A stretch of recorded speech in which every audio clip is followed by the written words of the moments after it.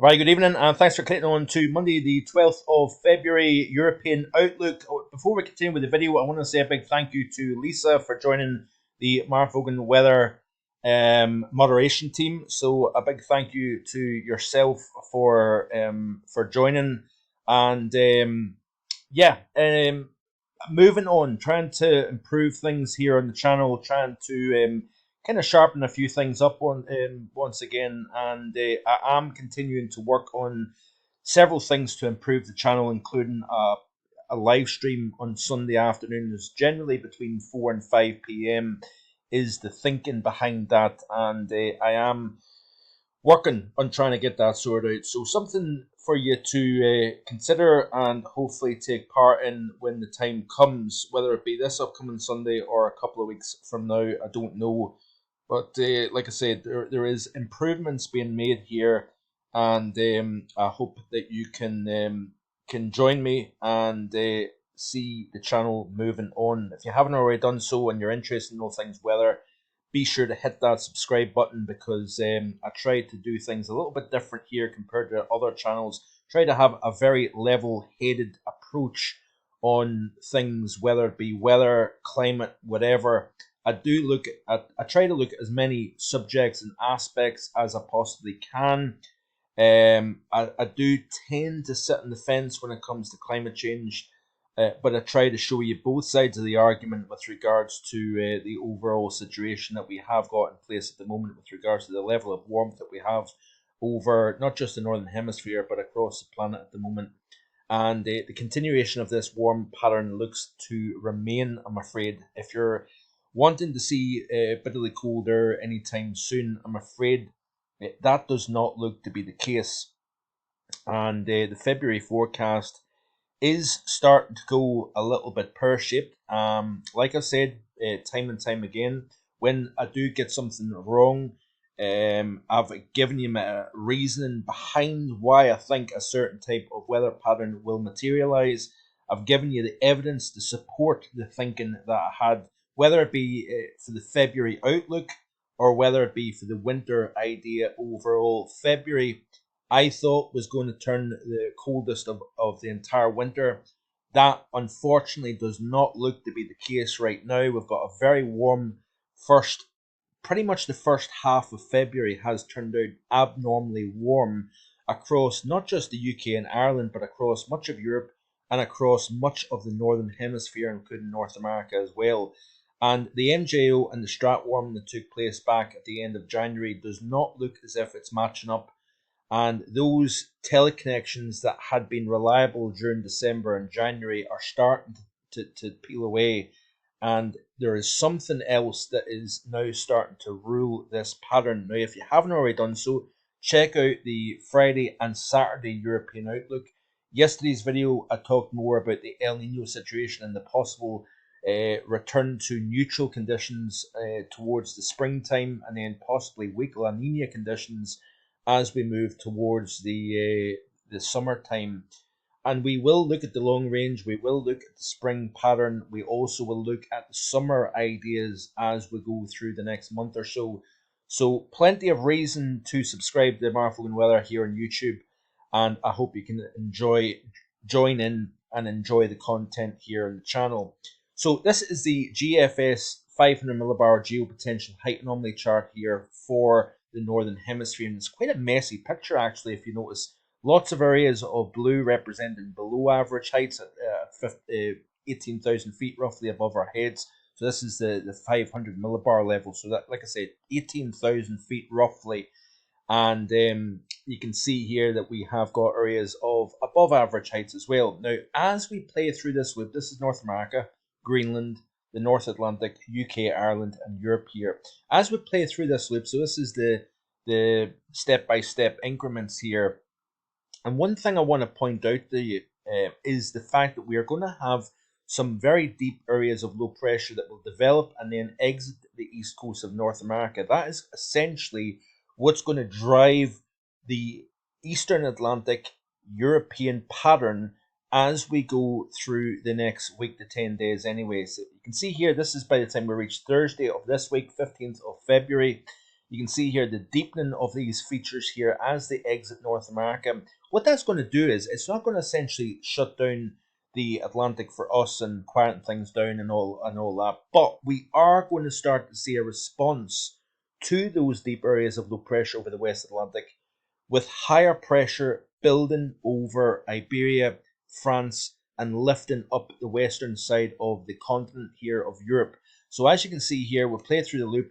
What we are starting to see is heights starting to rise over Greenland here. So you notice here this uniformed build-up of pressure over the eastern side of the North Atlantic here, up through the UK, up through Iceland and towards Greenland here as we deepen the trough over central and eastern North America here. Notice here that we've got quite a strong ridge extending up the western side of Canada into Alaska here. We've got some cold air coming down the chute here, jet stream winds pulling Arctic air down into the heart of North America here. And what that's doing is it's then forcing the deepening of the trough, but then strengthening the ridge of high pressure over the western side of the continent.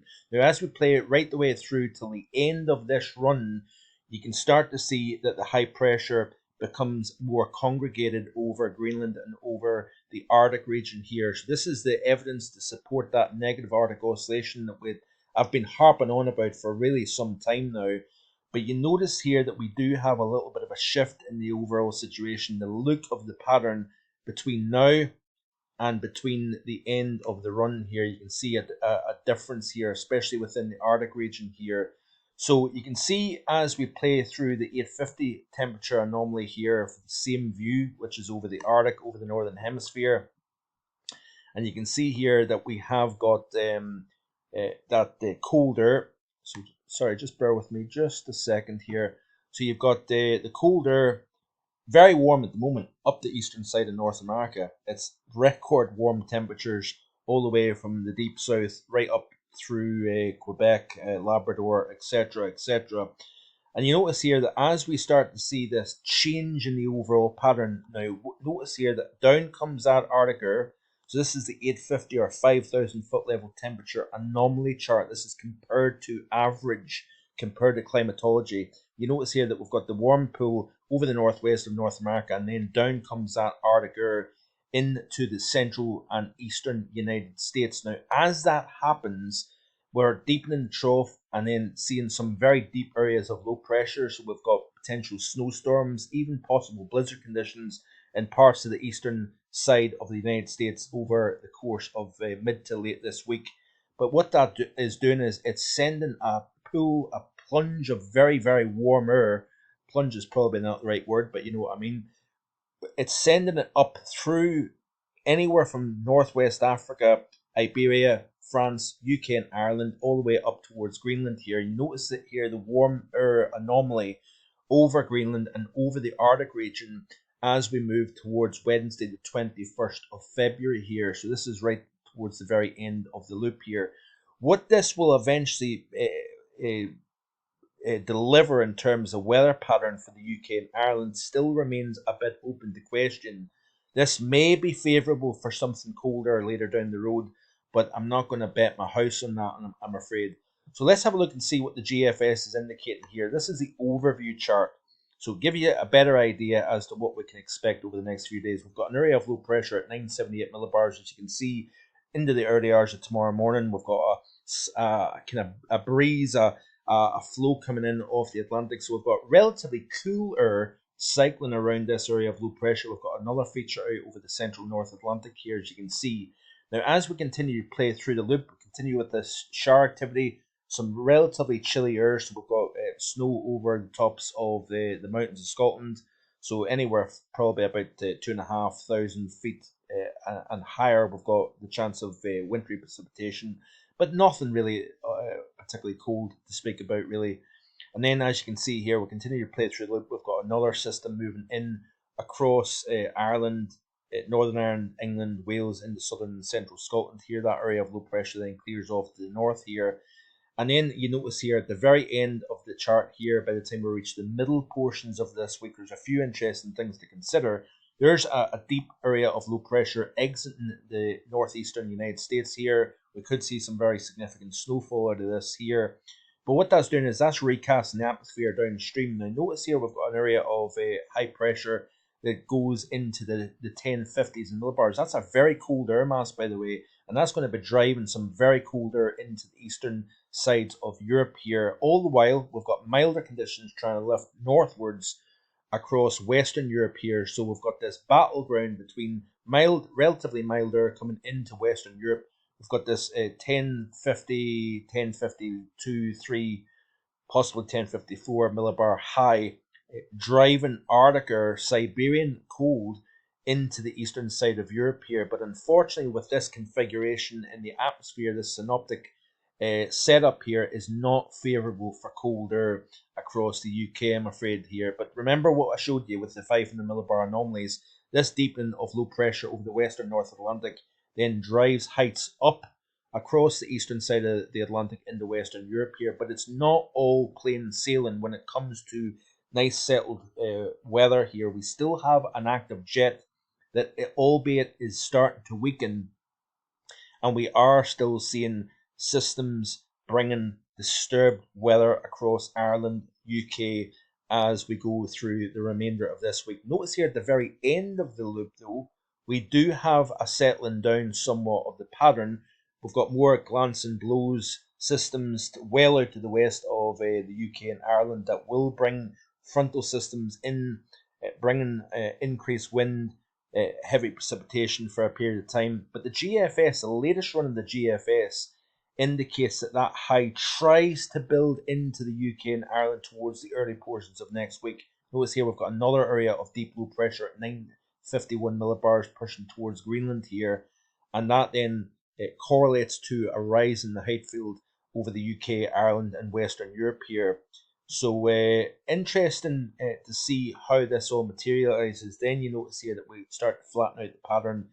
The jet comes back in a little bit more of a stronger fashion. And look at this here. We've got some polar maritime air moving back into the UK and Ireland. But notice here we've got a fairly deep area of low pressure that tries to move in, bringing increased gale opportunity, possible wintry precipitation, because there is some colder entrainment from that area of low pressure getting dragged across the Atlantic.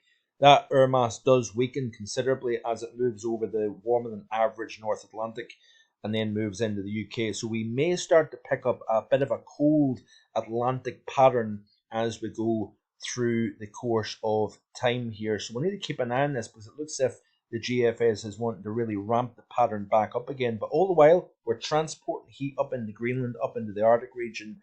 Does that increase the chance of cold coming south? That will be the question that we need to address and look at as we go through the remainder of this month here. But it looks as if the Atlantic is very active indeed as we move towards the 18th through 23rd of February time frame. Looking at the ECMWF, it's a little bit different in the sense that it has higher pressure trying to really build over the UK and Ireland as we move towards the end of the period here. So you notice deep areas of low pressure exit in North America here. Heights come up but doesn't shut down the unsettled conditions completely. But notice at the very end of this loop, this is Tuesday the 20th of February here. So this is a week from tomorrow. Very long way out and a lot of uncertainty when it comes to the overall details. But notice here it has higher pressure building over the British Isles. And this is a very different look to what the GFS has. It has a high pressure, more suppressed to the south. It doesn't shut down the Atlantic from bringing more wet and windy weather into the UK here. So you can see here that it kind of develops and then it kind of sticks around towards the end of day 10. So interesting things, interesting differences between the models. We will need to keep a close eye on that as we go through the course of this week here. Finally, let's have a look at the 5-day temperature anomaly increments. Upcoming 5 days of the GFS ensemble, warmer than average across the majority of the continent with the exceptions of Scandinavia here. Day 6 through 10, unfortunately, it remains warmer than average. And day 11 through 15, bearing in mind that we may have a strat warming taking place in the next week or so here. Notice here that we start to see a trend to slightly colder than average across the UK and Ireland. This is the period between the 22nd and the 27th of February here. We'll look at the strat warming in more detail tomorrow, so stay tuned for that. Like, share, and subscribe. You know the drill. Thanks for watching. Enjoy the rest of your day, and I'll see you tomorrow with more. Bye for now.